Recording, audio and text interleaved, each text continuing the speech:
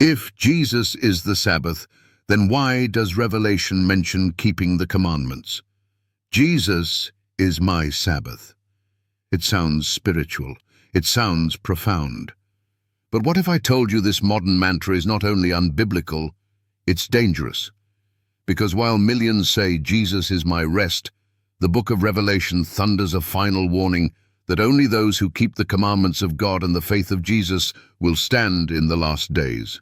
So here's the question that every pastor, imam, priest, and skeptic must answer. If Jesus is the Sabbath, why does Revelation still command us to keep the Sabbath, along with the rest of God's law? The false dichotomy: Jesus or the law. We've been sold a false choice. Either you have Jesus or you obey the law. But Scripture never pits Jesus against obedience. He unites them. In Revelation 14:12, the end-time saints are described this way. Here is the patience of the saints. Here are they that keep the commandments of God and the faith of Jesus. Not one or the other, both. You can't have the faith of Jesus and trample his commandments. And that includes the fourth, the Sabbath.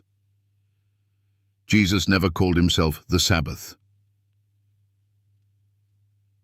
Search every verse, read every gospel. Jesus never once called himself the Sabbath. He said, "I am the bread of life.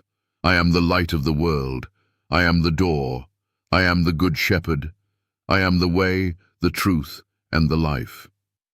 He called himself many things, but not once did he say, "I am your new Sabbath day."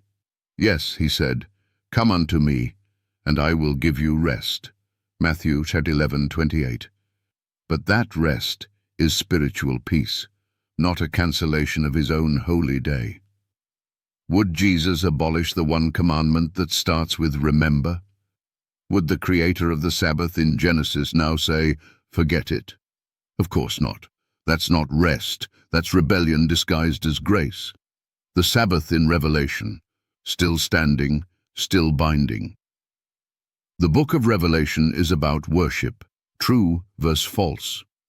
The beast power enforces false worship, Revelation 13, while God's saints are sealed for true worship, Revelation 7:14. And what defines worship? For in 6 days the Lord made heaven and earth, and rested the seventh day. Wherefore the Lord blessed the Sabbath day, and hallowed it. Exodus 20:11. The Sabbath is the sign of the true Creator. That's why Revelation calls for commandment keeping to expose the counterfeit. God's final warning isn't about dietary laws or sacrifices. It's about allegiance. Will you obey God's seal or receive the mark of religious tradition? You cannot separate the Sabbath from the 10 Commandments, and you cannot separate the 10 Commandments from the saints of Revelation. Jesus and the Sabbath, his example, our calling.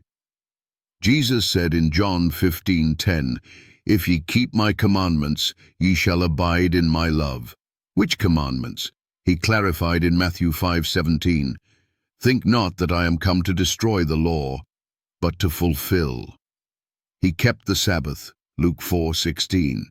He honored his Father's law, John 15:10. He told the rich young ruler, "If you want eternal life, keep the commandments," Matthew 19:17. So why would his followers break the fourth, yet claim to follow him? You wouldn't claim Jesus is your truth, then tell lies. You wouldn't claim Jesus is your life, then murder. Then why claim Jesus is your Sabbath and desecrate the day he made holy? Closing challenge. The book of Revelation doesn't say, "Here is the patience of those who rest in Jesus." It says, "Here is the patience of the saints. They keep the commandments of God and the faith of Jesus." So stop twisting Scripture. Jesus is our Savior, not our Sabbath substitute. He died to forgive our sins, not to erase his commandments. The Sabbath still stands. The law still matters. The test is coming. And in the end, the saints won't be those who merely say they love Jesus. They'll be those who keep his commandments, including the one this world has forgotten, the one written in stone, the one that says, "Remember the Sabbath day to keep it holy."